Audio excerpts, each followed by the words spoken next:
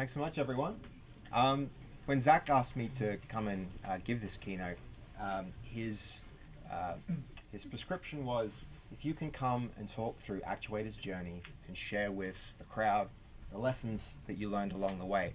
And so that's what I put together here. But in doing that, I think we can kind of hopefully give you some things that you can use if you want to go on to one day create some kind of studio for yourself. So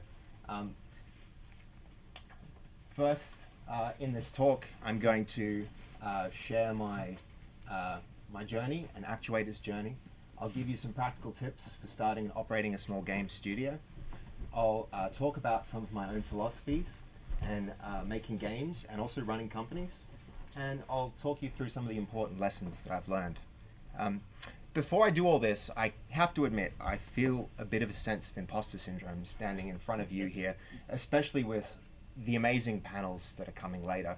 In the crowd, we've got people like Cody here, who runs a game degree at a university and has a successful consultancy. We've got people running businesses that are far bigger than mine. We've got people like Playside Studios and Jamie Bentley, who he's the vice president of the biggest studio in Australia, and here I am telling you guys about how to run studios. And on further reflection, though, I realized that although Actuator's story still isn't necessarily one of great success, it does have a difficult path that it's followed. And every game studio leading to success follows that difficult path. And from that journey, I've definitely got a few hard-learned lessons that I think I can share. It's really hard to explain Actuator's story without explaining a bit of my own. And for me, the journey from a nerd and a person who loved computer games to having a game studio really started where you guys are at university. For me, I didn't actually intend to run businesses or do any kind of programming. I actually went into the degree doing animation. In fact, Chris Carter was one of my lecturers at the time, and he taught me some really invaluable lessons. But yeah, I was doing games in a tertiary level a very long time ago now, and I'll be showing my age through this a little bit. It was one of the first big games degrees ever run at a tertiary institution. So there wasn't a real good template for how these things worked, and they figured a lot of this stuff out along the way. The education you guys are getting now is a very different one. It's far more polished and far more tuned. But yeah, before that, I was definitely a nerd. I loved things like martial arts and philosophy. And although I did a little bit of digital art, it wasn't until university that this journey for me really began. And at the end of the journey of university was the capstone project. The capstone project that I did there, it really changed my life. It was an interesting time. Unity 3 had just released. Very old and very different version of Unity from the one that we work in today. And I was really gifted in that I got to join a group of very passionate people. In fact, they all traveled down from Brisbane to the Gold Coast, where I was living, 3 days a week to work on our game together. They were very passionate and very dedicated.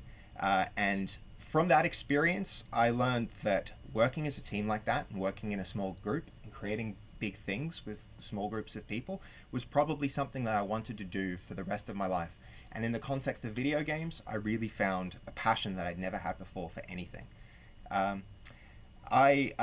As I said, I studied art, and I learned very quickly that while trying to make a computer game, you can make pretty things, but if you really want to make a computer game, you have to learn to code. And the team's composition only had one programmer. What ended up happening was a designer, and myself as an artist learned from that other student, Andy, and he brought the level of our coding up to the point where we could contribute as well. And that again shifted the path. I stopped my animation major and I shifted into a software technologies major, and I really fell in love more with not just creating games, but writing code and engineering in very disciplined ways. At the time, there was no Steam Greenlight, there was no itch.io. Our game launch consisted of us basically telling our friends and putting an excited Facebook post out and saying, yay, this game exists now. At one point, we had 10 concurrent players at its max for our multiplayer game, and I'm pretty sure most of those were our friends. But yeah, at the end of it all, launching that game, it consisted of the most intense period of learning that I ever had in my entire life. and formed relationships that, as you'll see, really set a course in my life as well. So if you're working in a capstone now or some project with a group, don't underestimate the value of what you're doing. It really can change your path. As I finished my degree, it happened in the wake of the global financial crisis. The games industry had taken a really big downturn. There were, a very high Australian dollar. There was no government support or incentives for studios, and they were dropping left, right, and center. Pandemic, Chrome, THQ, Orin, Creative Assembly, and many more, all closed at the same time as I was exiting my studies and entering the industry. And so that meant that your options really started to shrink. But what had happened at the same time is a shift was happening away from consoles and to mobile. And there was a small studio run by a family friend on the Gold Coast where I lived that was operating, and they'd identified that the touchscreen iPhone was going to literally be a game changer. And they really jumped into it on the ground floor. I managed to, through that post on Facebook, Jamie Bentley, actually, who'll present later, who was working there, he noticed it and he shared it around the office. And since I knew the person who ran the business, I got the interview. And since I had such an amazing capstone project, I was able to use that as my portfolio piece. And there was a real important lesson there. I thought they would care about my marks. I hadn't even graduated yet. I didn't have the piece of paper that said that I could do it, but I had the capstone project. And that's what matters. And it's true now for other studio directors like myself. When we look at a student who's coming in, we don't care so much about your qualifications. We care about what you've created, and most importantly, we care about what you've finished. So consider your game project the most important piece of your portfolio, because it will speak more loudly than perfect marks in the rest of your subjects. While working at the Binary Mill, things changed again. We shipped games. The Binary Mill did big things with a tiny team and a tiny budget. These were incredibly talented people. For the first time, I got to experience what true talent density looked like. I'd been working with students so far, but now I was in the industry and working with professionals. And what they were creating was at a quality like I'd never seen before, on timelines that I'd never really experienced. It was a really amazing environment. The team was given very clear responsibilities and kept completely separate from the business concerns. The financial situation of the company was never something that any of the staff needed to consider, even though what they were doing was incredibly difficult. It must have been a stressful and challenging thing for the director who was running it. And he also ran it in a very interesting way, in that he gave me, even as a student just out of university, a massive amount of both freedom for how I would implement the work and corresponding responsibility for doing it. We were given very narrow responsibilities as well. The things that you were responsible for were siloed, and you were held accountable.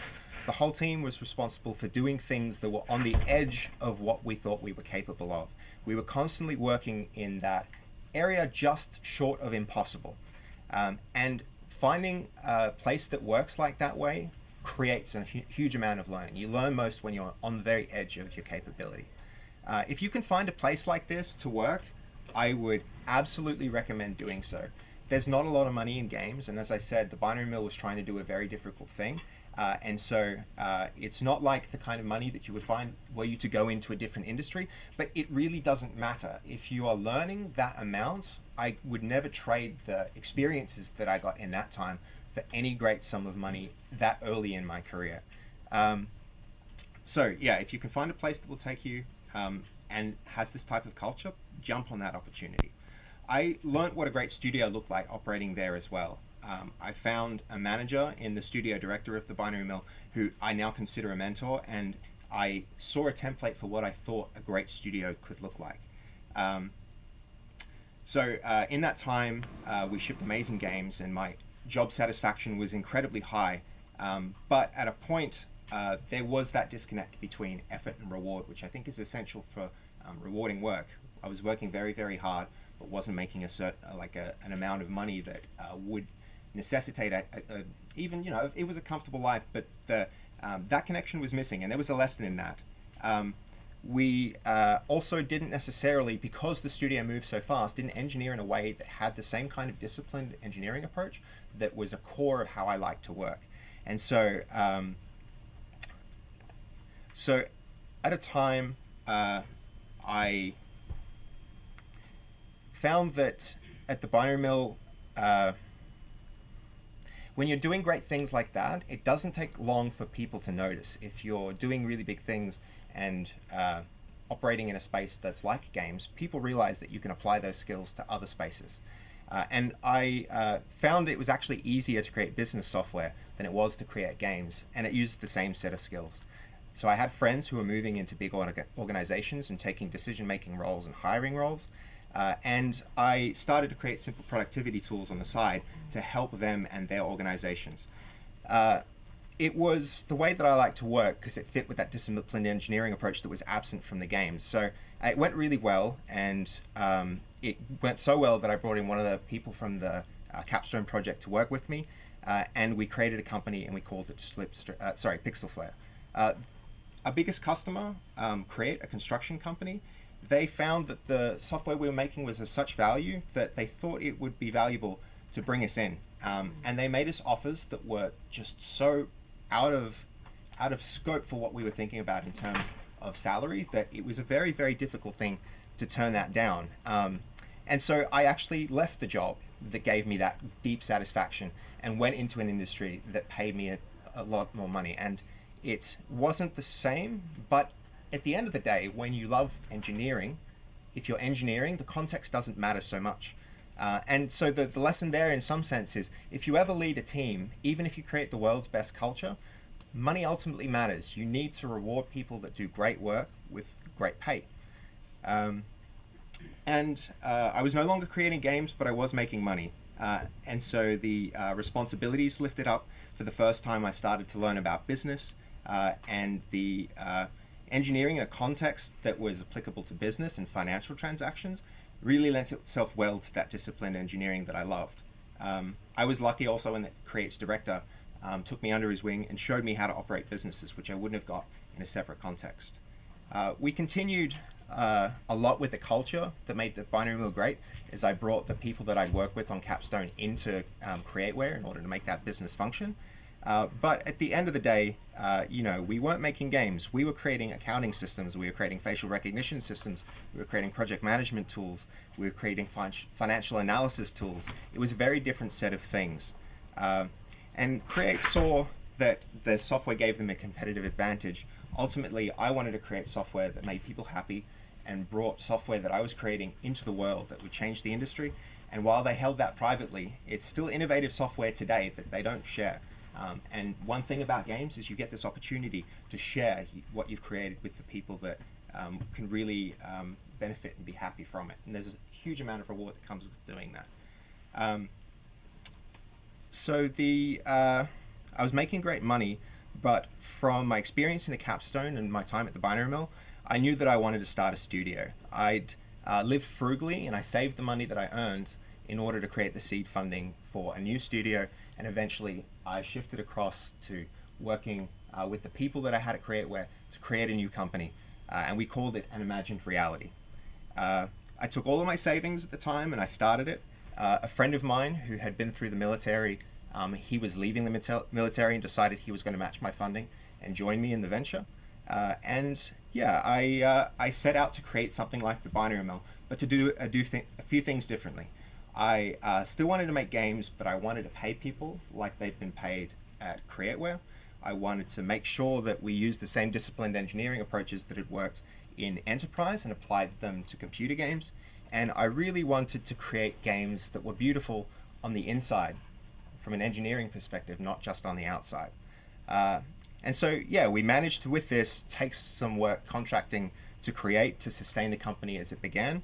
And we started making also small games and finding small games contracts like Work Crusade that you can see down the bottom there.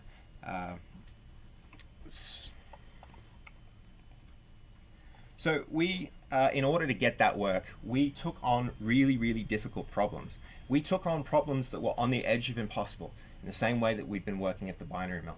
And then we would really give it 110% and knock it out of the park. This is the way that you need to be when you're getting off the ground. You need to undercut your competition and over-deliver. You need to take the things that nobody else wants to do and apply your unique skill sets to problems that people have if you want to have a good start.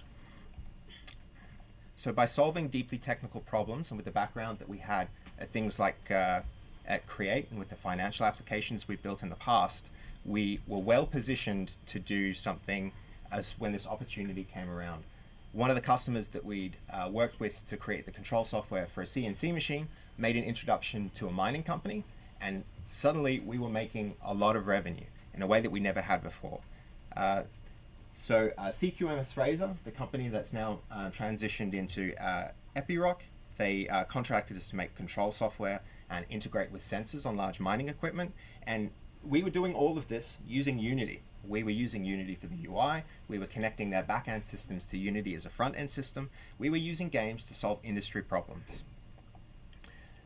We kept doing this for that and many other projects, and eventually we built a significant portfolio of work. We had enough revenue and goodwill to expand the company. Unimagined Reality, it rebranded itself into Actuator. We hired more people like Chris and Steve, who are much better programmers than myself. Like Chris is the kind of person whose incredible attention to detail means he'll catch problems from the rest of the team all the time, and he solves problems using mathematics in ways that really blow your mind. Steve is the kind of programmer who, for fun, is writing his own programming language. And so that same culture of finding excellence and talent density, we were finally in a position to really start to reinforce that type of thing within our company. And so also we hired a business manager to offload responsibilities of managing the business from me and from Barish, who co-founded the company. And from there, we scaled up, we moved into a new office, we created the new brand, and it was actually a very expensive process. One thing I'd really recommend is when you get your studio going, it's not always clear what you'll do down the line, but make sure that you get your brand right as much as you can from the outset, because it's expensive, both in terms of time and in goodwill, to shift from one brand to another. So after 6 years of operating Actuator, it was finally in a financial position to create a game project, which had been the goal from the start. Everyone on the team had requested we make games, and consistently it was coming up as part of team reviews to get a sense of what the team wanted. And so we applied for and were successful in getting Screen Queensland funding through the Games Grant.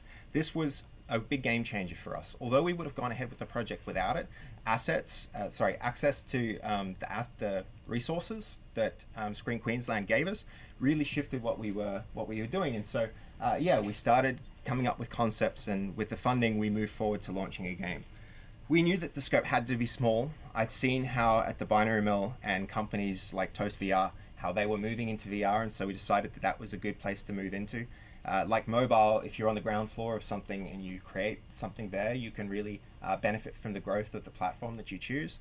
And so we wanted to do that with VR, and at the time there was actually a lot of funding going for VR titles and support from platforms as well. And so we also scaled up. We hired more people, an audio artist, we hired more developers to offload work from our existing customers to free up our team to do more stuff inside of games. We started making our own game, and we hired a PR agency. The brand matured, and I'm not going to play the trailer because I'm short on time.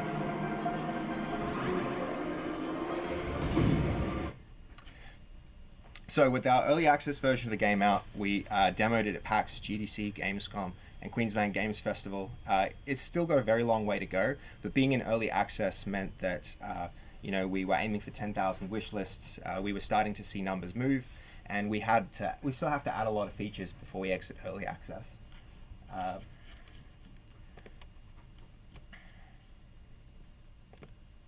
slide will progress. We started getting reviews from the game, we started getting people playing the game, and that was amazing.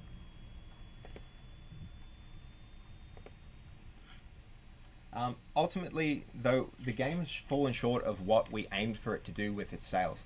Despite that, though, it's led to a large number of opportunities that come from it. I would say if you can and you're starting a studio, create your first game fast, because the opportunities that come from it will be as valuable as the revenue that you might get from the game. And this is important because not all games succeed. Actuator invested a lot into OnPoint, and it didn't necessarily succeed. It caused us to have to control our costs and scale down. We had a big dream when we went to create OnPoint, but it's way harder to run a game studio than it is to run a software agency. And by shifting focus away from mining software into games, we didn't have the revenue that we did before. Launching into early access, we spent months looking for a publisher. We didn't ultimately get one. We had a conversation with a publisher that resulted in we don't really know how to publish games.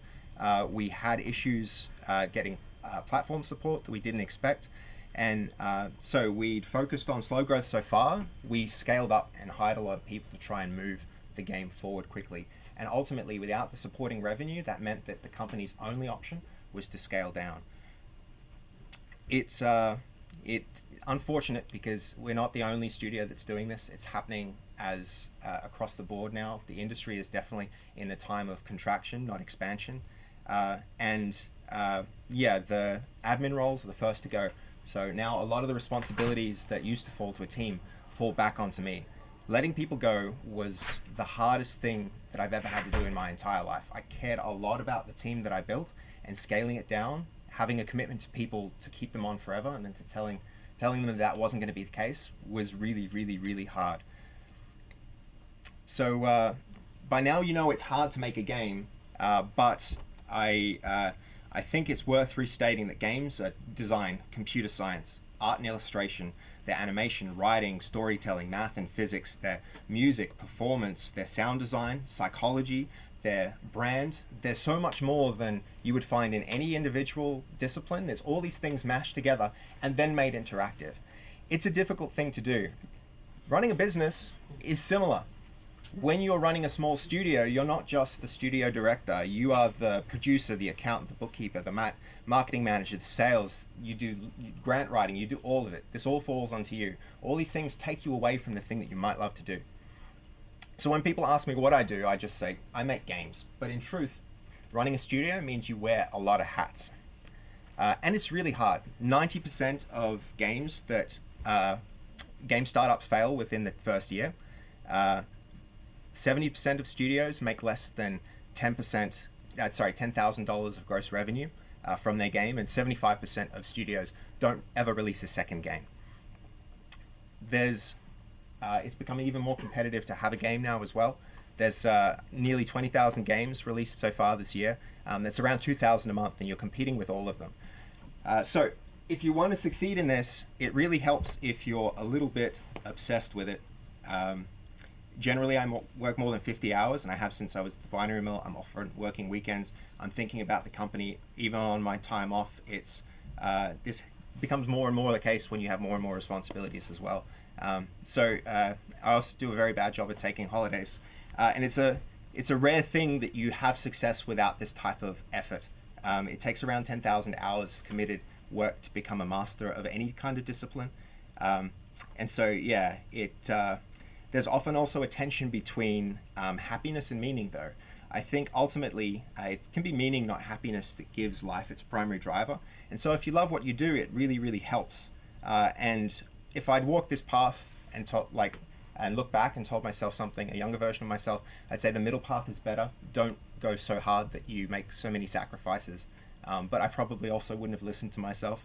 And despite this, I think that success is also an intersection of effort, opportunity, and circumstance. You really need effort as a key ingredient. So, you guys are still with me. You still want to maybe make a game studio. There's more slides here that I realize I may not have the time to get through. But very quickly, I'm going to just hit some key points on each of them.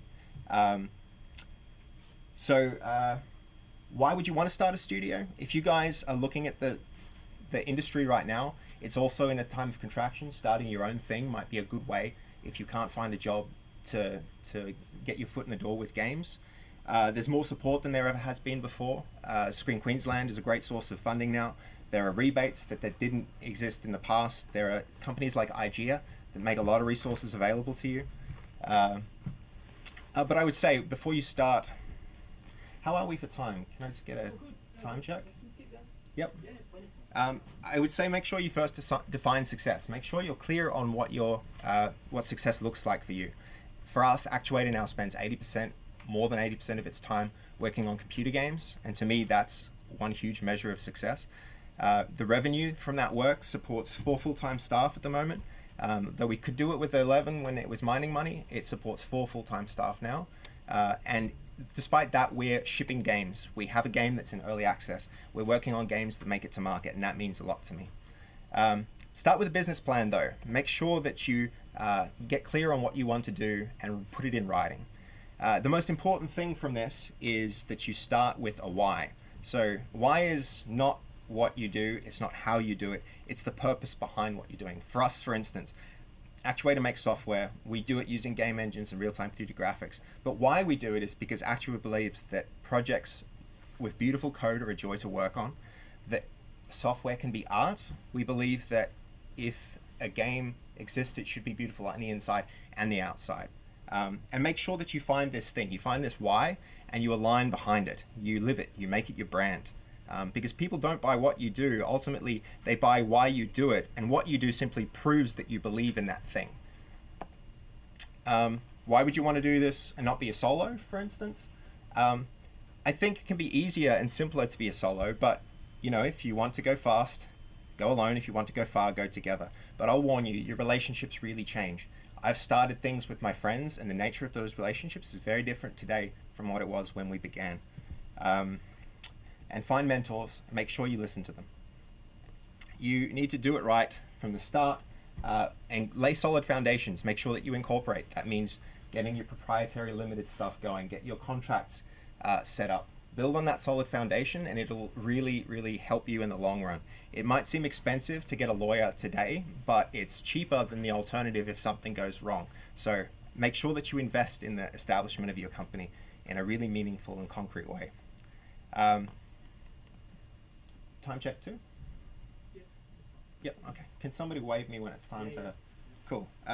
So in terms of management and leadership, that's going to be a huge thing when you start to run a studio yourself. Make sure that that why is at the core of your values, because without a purpose, people won't follow you. Make sure that you find and retain exceptional people, go for quality over quantity, and avoid just acceptable people. I think adequacy can be one of the biggest risks a company has. Often a team falls to the level of its lowest member, not rises to the level of its best. And so making sure that you work with great people is important. But despite that, don't work with exceptional jerks. Sometimes there are people who are superstars in what they do, but they have the wrong cultural fit, they have the wrong attitude, and avoid these people because they will undermine what your team is trying to do and they'll undermine the team's productivity. Make sure that when you have a team, you give them context, but not control. You tell them what they need to do, not how they need to do it. And make sure that you value feedback and create a culture around that. Ensure that you're always asking others for feedback, and you make sure that you show appreciation every time you receive it. Be strong with your convictions, but have an open mind and be willing to admit when you're wrong. When you're closed to ideas, what you tend to get is criticism, but when you have an open mind to them, what you get is advice. And so then, yeah, as a leader, you need to eat last. You need to be the person who accepts all of the blame as quickly as you can and assigns all of the success to the people around you. You need to make sure that you're open and honest, that you avoid that you don't avoid uncomfortable conversations, that you engage with them as soon as possible, and that you're transparent. Be as open as you can with the people that you work with and share as much as you can. Respect boundaries. Make sure that you don't ask people to work outside of hours, and that you work as hard as anybody else. That you always make sure that you're the one leading from the front, that you put your team first. If you're going to fail, fail fast. And in fact, you should aim to fail. If you have a game, you may not rely on it being a hit, right? You can test it and it'll be fun, but the market might not like it. There are also great games out there that fail all the time. On average, it's the third game of a studio that's the one that's a monetary success. You recoup not on your first game in most of the time. It takes a second and a third. So make sure that you do it and you fail in a way that it doesn't take your company with you. Failure, though, can be the best teacher. It is important that you experiment rapidly and learn from your mistakes. You need to change direction quickly and you need to iterate constantly. Don't leave something to be static. Keep working on it until you find that fun. Because finding the fun is the key when it's a game. Find the fun fast. When working on a game feature, work on it quickly until you find that, and then at the expense of underlying design, you should do this. It should be a mess, but if it's fun, it's important because you can take that, you can re-engineer it, and you can make it a solid foundation on which to build. But if you don't first find the fun, there's a problem in your game there. You shouldn't be motivated by money, but you should be obsessed with your cash flow when you're running a company. It came easy when we worked in construction and we worked in mining, but when you make a game, money matters more. you have to ensure that as a game studio, your projects, they'll take more time, the odds of success are lower. You really need to make your money count in a way that you wouldn't if you were running a different business. And so knowing how much you have at any given time is really critical. You need to know your liabilities and factor that into your costs. You need to have your expected income. You need to project your cash flow, and you need to know your runway. When things are good, it's easy to skip these things because you don't need to. The money's there. But you need to really have that soft floor and that hard floor. You need to know when you're out of money and when you have a buffer. There are great options out there. Screen Queensland now has a huge amount of money available. Planning is a really critical and important part. I would say make sure you have a producer or become a producer yourself. Make sure you operate within constraints, because constraints will really free you when you do your work. Perseverance is maybe the most important lesson of all of this.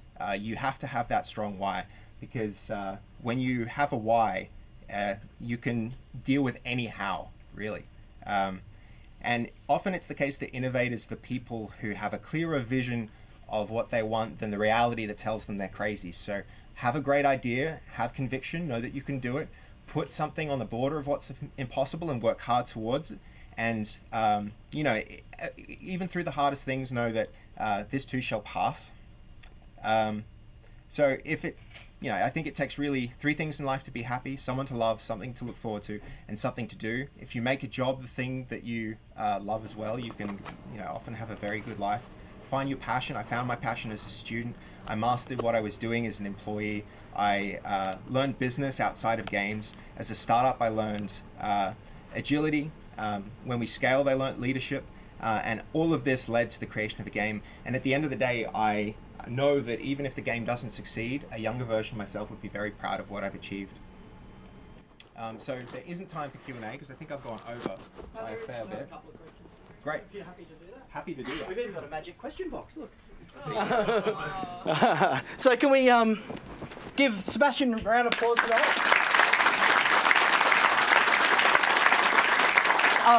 I dropped this on Sebastian probably 2 weeks ago, or 3 weeks ago, at the Games Industry Night. We're Actuator here supporting our industry night. And I said, hey, do you mind telling us about Actuator? What I really want is exactly what Sebastian did, was tell us some insight into the journey, what he's been through, how he's at where he's at. And it was really great, I think, insight.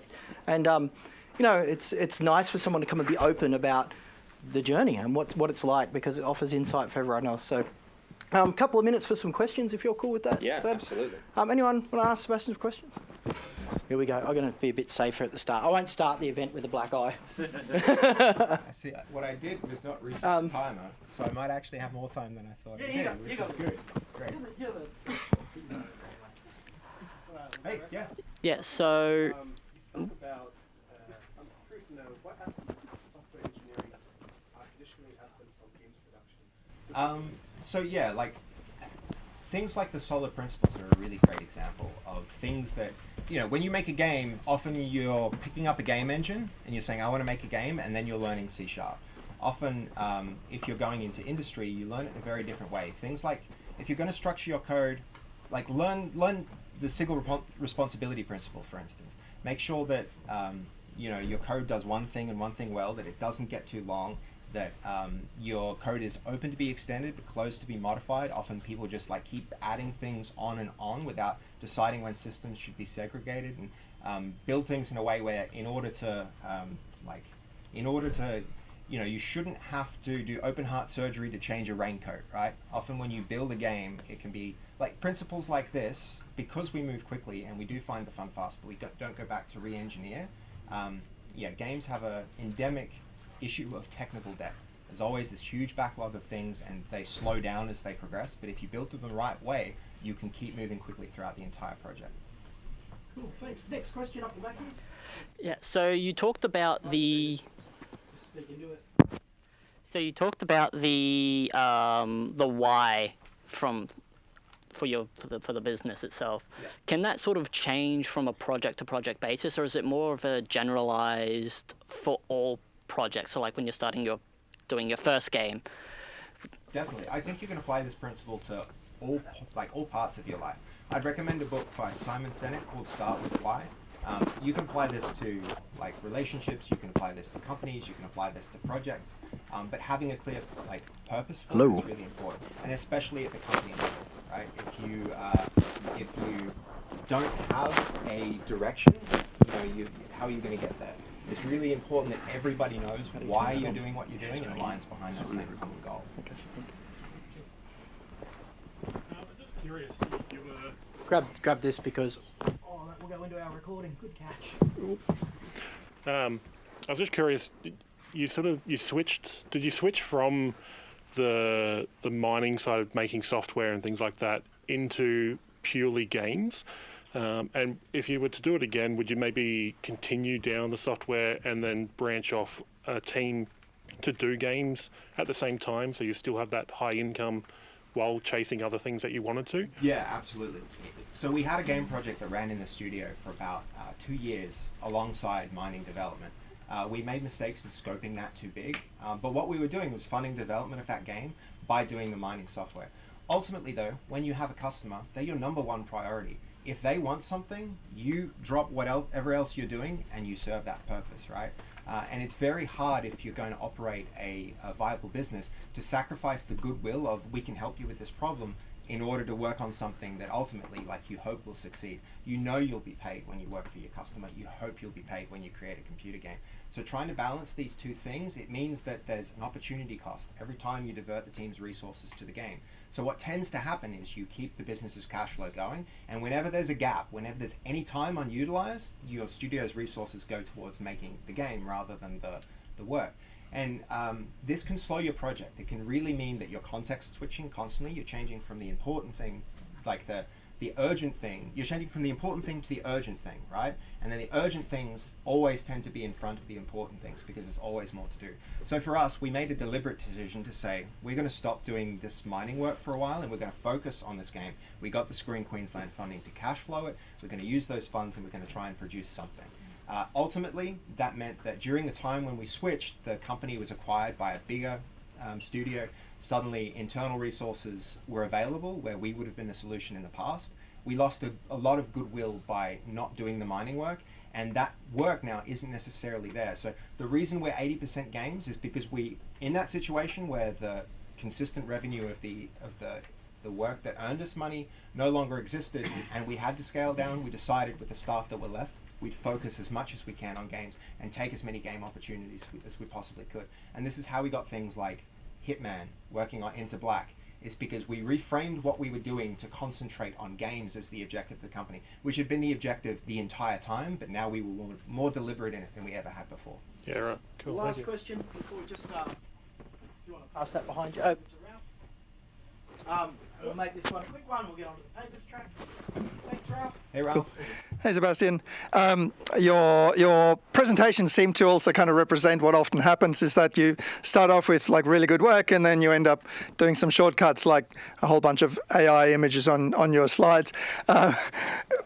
Time pressure, all those sorts of things. What are some kind of shortcuts that your studio uses when you're hitting some of those crunch times and you're like, oh my God, we've got to do, or how do you make scoping redecisions, or how do you deal with that?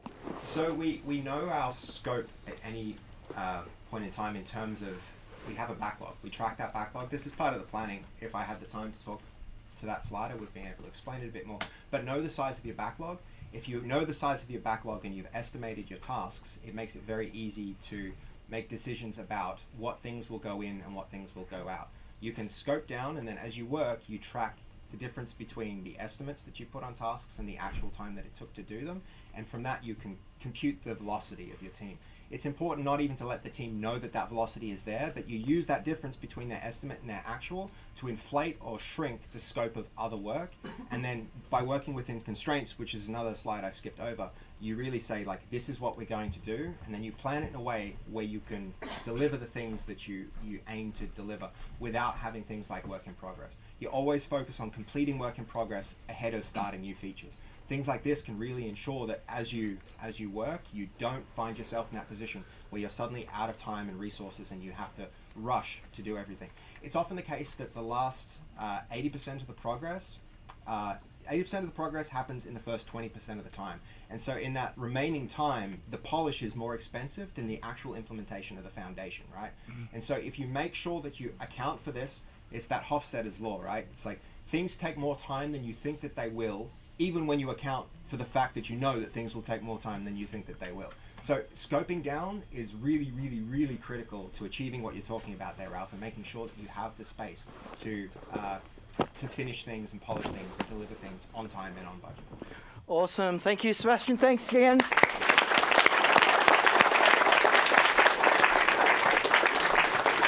What a great start to today.